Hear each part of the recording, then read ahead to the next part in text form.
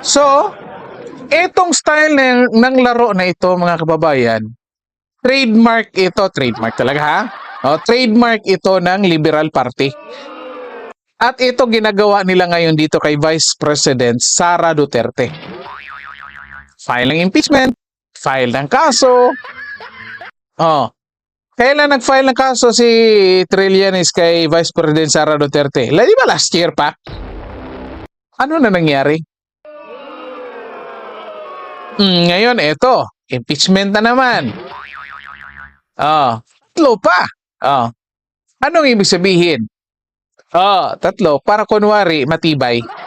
Pero kung titignan natin mga kababayan, paulit-ulit lang naman yan. Kasi alam nila, hindi na pinapansin ng tao.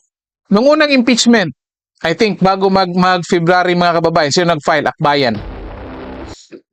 Ilang araw lang pinag-usapan, nawala, di ba? So, hindi na pinag-usapan sa media kasi may nagkagulo dito sa Senado. Kaya, kailangan mag-file ng pangalawang impeachment. Nandyan yung Makabayan Black. Kasi para sa media kasi mga kababayan, para patuloy na pag-usapan sa media. So, kailangan pangalawang impeachment. Hindi rin na nagtagal.